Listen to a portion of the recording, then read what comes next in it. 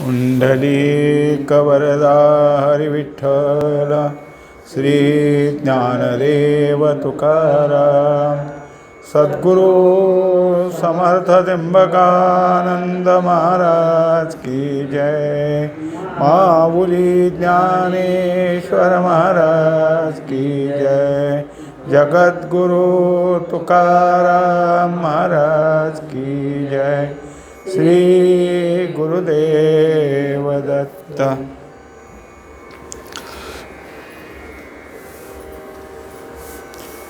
अनुबंधं क्षयं हिंसा मनपेक्ष च पौरुषं मोहादारभ्यते कर्म यत्तत्तामसमुच्यते। हा 25वा श्लोक आहे। कर्म करत असताना त्याचा काय परिणाम होईल किंवा दुसऱ्याला किती त्रास होईल, हे कर्म करण्याचं आपल्या ठिकाणी सामर्थ्य आहे की नाही, असं कोणताही विचार न करता अविचारानं जे कर्म आरंभलं जातं त्याला तामस कर्म असं म्हणतात। तरी ते गा तामस कर्म, जे निंदेचे काळे धाम, निषेधाचे जन्म साच जेणे। हे कर्म कसं आहे तर ज्याने त्याने त्याची निंदा करावी असं आहे, कारण ते कर्म योग्यच नसतं। जसं काही निंदा याच घरी राहते आणि निषेध जर कुठं तपासायचा असेल, त्याचं उदाहरण म्हणून काय पाहायचं असेल तर यांच्याजवळच पाहता येईल, इथंच निषेधाचा जन्म होतो। जे निपजविलिया पाठी, काहीच न दिसे दिठी, रेघ काढलिया पोटी तोषाचिया। तेव्हा असं कर्म जरी बाहेर पडलं, बाहेर करतोय असं दिसून आलं तरी त्याच्यापासून उपयुक्तता काय आहे? काही नाही। कर्म केलं काय नाही केलं काय सारखंच। त्याला त्याने उदाहरण दिलं आहे की जसं पाण्यावर रेघ ओढली म्हणजे ती रेघ ओढली ही टिकत नसते। का कांजी घुसळलिया, का सार खरू फुंकलिया, काही न दिसे गाळलिया वाळू घाणा। दुसरं काय, कांजी किंवा चुन्यावरची निवळी किंवा ताक हे जर घुसळलं तर त्यातून काय निघणार आहे? काही निघत नाही। विजलेला विजतोय, केवळ राख आहे आणि त्याला किती फुंकर मारत बसला तरी ते काही पुन्हा प्रज्वलित होत नाही। आणि वाळूचा घाणा गाळला तर त्यातनं काय निघणार आहे? नाना उपणलिया भूस, का विंधलिया आकाश, नाना मांडलिया पाश वारियासी। तसंच भुसकटच उपणत बसला, काय येत नाही, आणि उगाच आकाशाकडं बघून बाण मारायला लागला तर त्याच्या ठिकाणी कशाला लागणार आहे? काय त्याचं लक्ष कोणतं आहे? काही नाही। आणि वाऱ्याला जर वाघूर लावली किंवा जाळं लावलं, मी वारं पकडतो म्हणून, तर वारं कसं सापडेल त्यात? हे आघवेची जैसे वांजे होवनी नासे, जे केलिया पाठी तैसे वायाची जाय। याप्रमाणे हे असं जे कर्म आहे त्याला वांज कर्म म्हटलं गेलं। किती जरी केलं तरी दिसत असलं, आत्ताच जरी करत असला तर त्याच्यामध्ये आणि दुसऱ्याला कोणाचाच फायदा होत नाही। एरवी नरदेहाही एवढे, धन आटनिये पडे, ते निपजविता मोडे जगाचे सुख। वास्तविक पाहता मनुष्य देह प्राप्त झाला आहे तो सहज नाही। अलभ्य नरदेह सापडला अवचित असा असणारा हा नरदेह, आणि त्याचे काय आहे की असं काहीतरी करत करत नको ते कर्म करून धनय वाया घालवलं, शरीरालाही त्रास करून घेतला, तर त्यांनी काय मिळालं? जगाला सुखही प्राप्त होत नाही आणि काही नाही।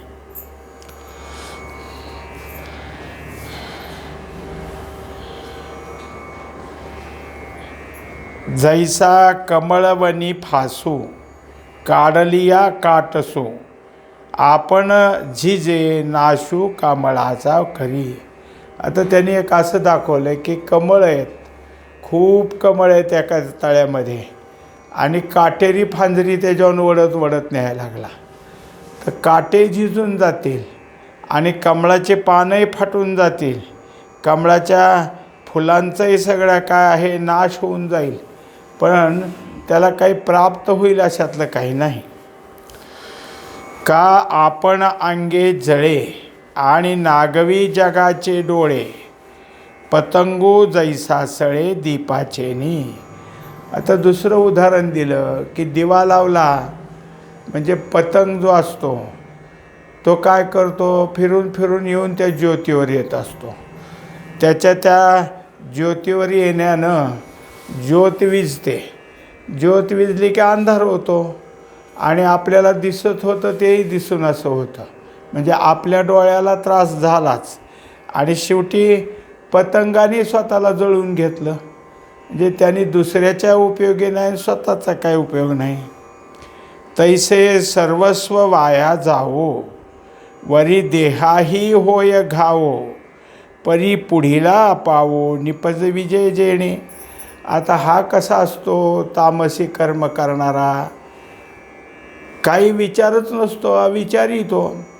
त्यामुळं आपल्याजवळचं धन सगळं खर्च झालं याचा विचार त्याला नाही. दुसरी गोष्ट आपल्या देहाचं कष्ट करून करून किती त्रास झाला त्याचंही त्याच्या ठिकाणी काही नाही. आणि आपण हे करताना दुसऱ्याला किती त्रास दिला याचाही तो विचार कधी करत नाही. मासी आपण आते गिळवी परी पुढीला वांती शिणवी ते कश्मळ आठवी आचरण जे. एखाद्या वेळेस काय आहे, मनुष्य जेवायला बसला आणि जेवता जेवता माशीच गेली त्याच्या घासात. आता त्याला कळालं ना की आपल्या घासामध्ये माशी गेली, मग उलट्या करायला लागतो. उलट्या करून करून त्याला पडलेल्या वांतीच्या त्या अन्नामध्ये माशी दिसते. पडली बाबा म्हणलं माशी, एकदाची माशी पडलेली दिसते, पण झालं काय, त्याला तर अन्न पोटात राहू दिलं नाही, माशी मरून गेली आणि सगळं खाली घाण पडली, बघवत नाही त्याच्याकडं. म्हणजे हा अन्न खात होता ते बाहेर पडलं, माशी स्वतः नष्ट झाली आणि सगळं ते खाली आहे ते चिखल सगळं पडून गेलं. तेही करावया दोषे मज सामर्थ्य असे की नसे हेही पुढील तैसे न पाहता करी.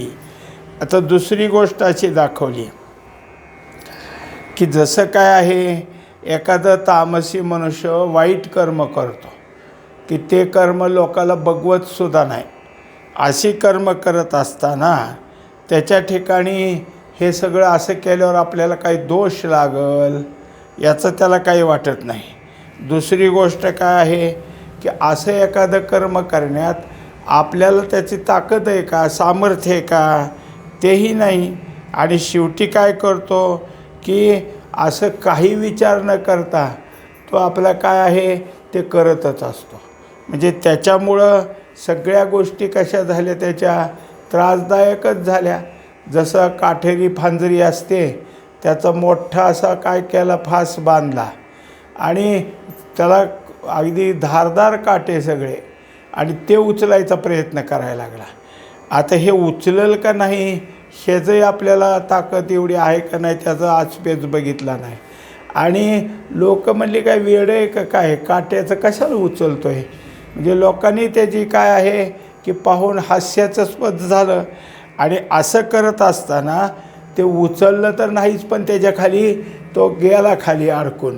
म्हणजे हे सगळं स्वतःचे स्वतः करून घेतो. केवढा माझा उवावो करिता कोण प्रस्तावो केलियाही आवो काय तेथ.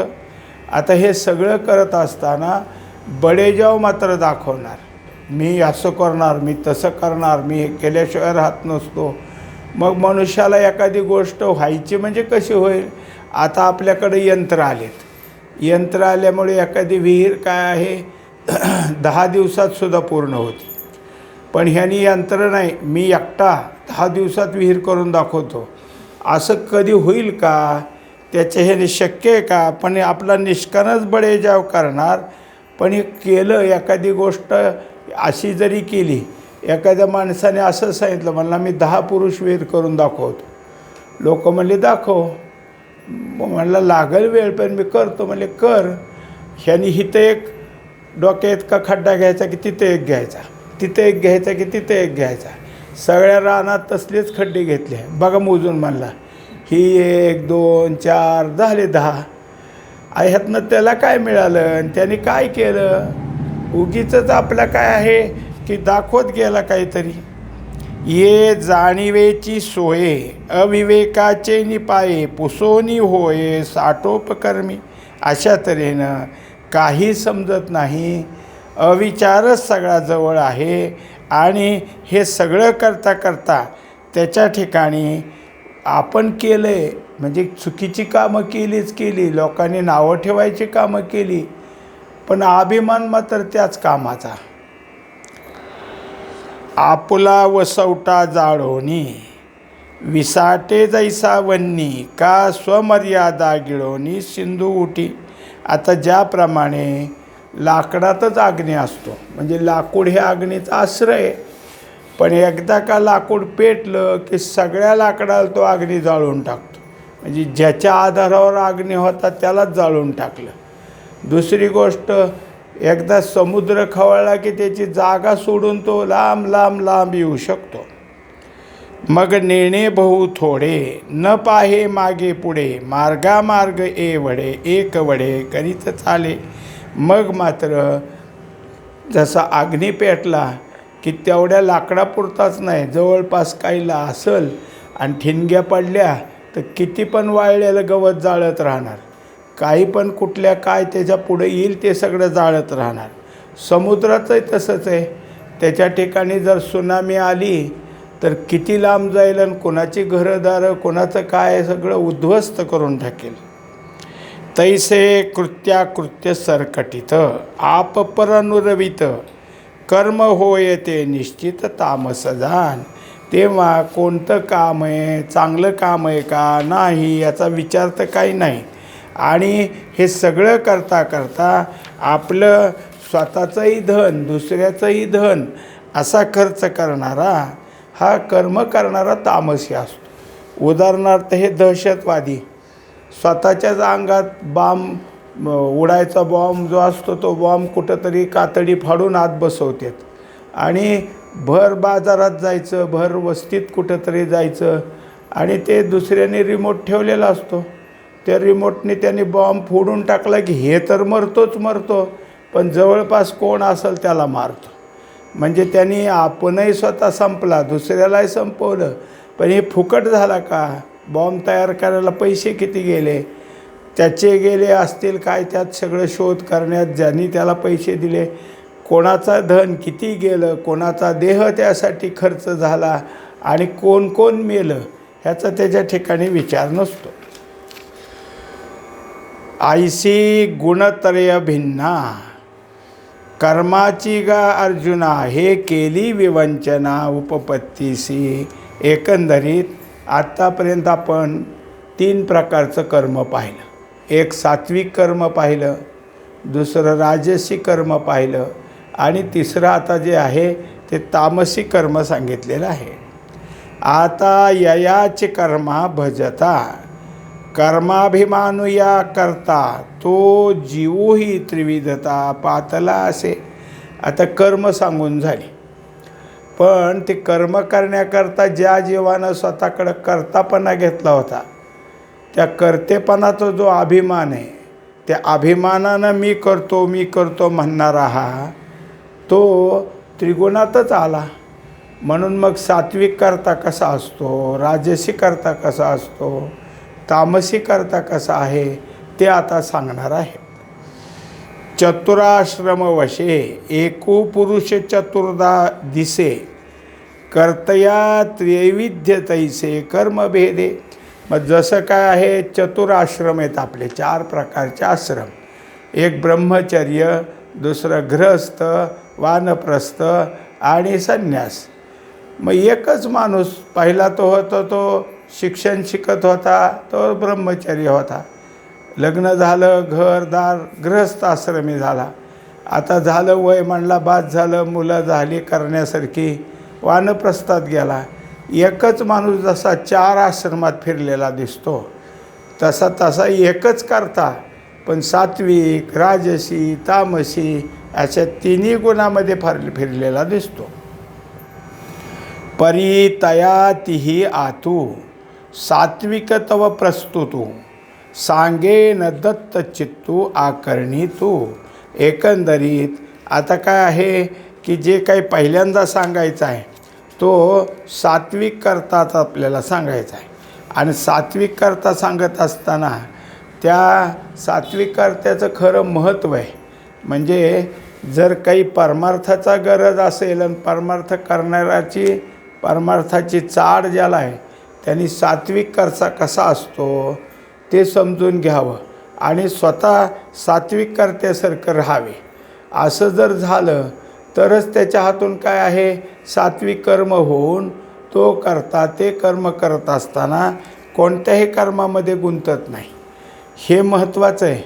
म्हणून भगवंत स्वतः सांगतात, आता लक्ष देऊन ऐक, मी जे काही सांगणार आहे तिकडं लक्ष ठेव. मुक्तसंगो नहंवादी धृत्य साहसमन्वितः सिद्ध्यसिद्ध्यो निर्विकार कर्ता सात्विक उच्यते. आता या 26व्या श्लोकामध्ये सांगतात की मुळात कसा आहे, सात्विक कर्ता हा कोणत्याही फलाची आसक्ती धरत नाही. म्हणजे आसक्ती रहित मी कर्म करतो असा कर्तेपणा त्याच्या ठिकाणी उभा राहत नाही. तो जो कर्तेपणा विरहित म्हणजे कशाचाही गर्व नाही त्याच्याकडं. दुसरी गोष्ट काय आहे, करण्यासाठी धैर्य म्हणून तो उत्साहानं कर्म त्याचे होतात. हे कर्म होईल न होईल ह्याचं त्याच्या ठिकाणी काही नाही. आणि एखादं कर्म पूर्णतेला गेलं त्याचंही त्याला काही फार भूषण नाही. अपुरंच राहिलं तरी त्याच्या ठिकाणी तळमळ काही राहत नाही. असा जो काय असणारा हा सात्विक कर्ता आहे ते सांगताहेत. तरी फळोद्देशे सांडलिया वाढती जेवी सरळिया शाखा का चंदनाचिया 52. आता एक उदाहरण दिलं.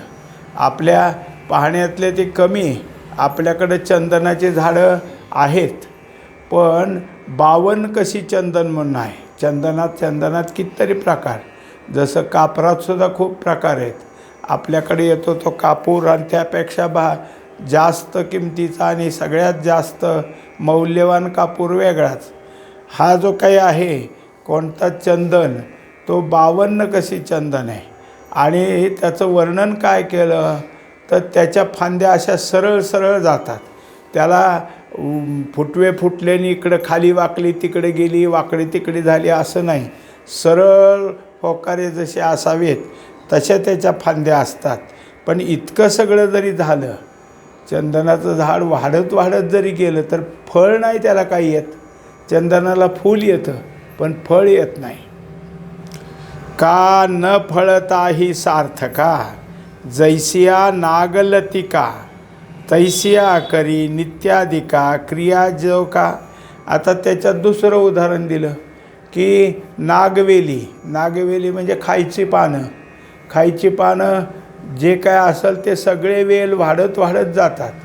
पुन्हा त्याची उतरणी होती, पुन्हा वाढत जातात. फळं काय लागतात त्याला, अजिबात फळ लागत नाही. पान हेच त्याचं फळ आणि परत परत वाढत जाणं हेच त्याचं म्हणजे फळ काही नसूनसुद्धा ती वेल सगळ्याला महत्त्वाची वाटते. सगळी एवढंच काय, मनुष्य तर खातोच पण देवाच्या पूजेलासुद्धा त्याचीच मांडणी लागते. हे सगळं काय आहे, कोणतंही फळ नसताना वाढत चाललेली वेल आहे. परी फलशून्यता नाही तया विफलता पै फळासीच पांडुसुता फळे कायसी. आता जसं कितीतरी अशी काही झाडं आहेत की त्याच्या ठिकाणी फळच लागत नाही, झाडं मात्र आहेत. असं कधी कोणी बघितलं का फळालाच फळ लागले? असं कुठं दिसत नाही, असं कुठं पाहायलासुद्धा येत नाही. आणि आदरे करी बहुवसे परी करता मी हे नुमसे वर्षा काळीचे जैसे मेघवृंद. आता त्याप्रमाणे हा जो कर्ता आहे तो कर्म करण्यामध्ये मागं पुढं पाहत नाही, कर्म करतच असतो. कर्म करण्यात त्याची हायगई नाही. आणि याशिवाय जर काही असेल तर कर्म करताना मी हे केलं याचा त्याला कुठेही अभिमान नसतो. मग जसं काय आहे, एका पाठोपाठ कर्मच करत राहील. जसं पावसाळ्यात ढगारे येतच राहतात, मग ते पाऊस पडतो अगर पुढं सरकतात, पण हे आभ्रत सगळीकडं म्हणजे आकाशच आभ्राच्छादित झालेलं असतं, इतके ढग सारखे येतात. तसं याच्या ठिकाणी कर्मामागं कर्म होतच राहतं. तेवीच परमात्मलिंगा समर्पावया जोगा कर्मकलापू पैगा निपजावया. आता कर्म करतो हा कोण? सात्विक करता एका मागे एक कर्म करतो, पण त्याच्या अंतःकरणात असा आदर आहे की हे सगळं मी देवाची सेवा म्हणून करतो आहे. कोणतंही कर्म करतो ते देवाची सेवा आहे. मग सेवेसाठी त्याच्या मनामध्ये उत्साह आहे. सेवेत कुठं कुचराई नाही, चुकून जायचं असं नाही, काय असेल ते असेल करायचंच, अशा तऱ्हेचा उत्साह त्या ठिकाणी असल्यामुळं हे सगळं कोणाला समर्पित करायचं? तर परमात्मलिंगा, म्हणजे जे कर्म आपल्या हातून होतं ते परमात्म्याला समर्पित करायचं आहे असं समजून तो जो कर्ता आहे तो कर्म आपली करत असतो. आणि त्यामुळं त्या कर्मासाठी त्याच्या ठिकाणी किती कर्म आली तर त्याला कधी त्रास वाटत नाही. तया काळाते नुल्लंघणे देशशुद्धी ही साधणे का शास्त्राच्या वाती पाहणे क्रिया निर्णयो. आता त्याच्या ठिकाणी काय तर कोणता पर्व काळ असला तर पर्व काळाचं काय असेल ते करायचंच.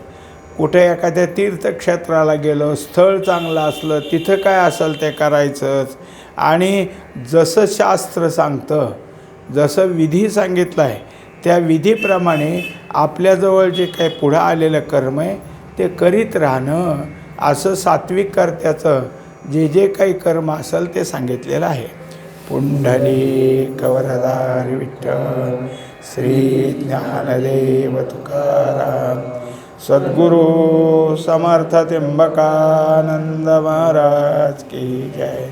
माऊली ज्ञानेश्वर महाराज की जय. जगद्गुरु तुकाराम महाराज की जय.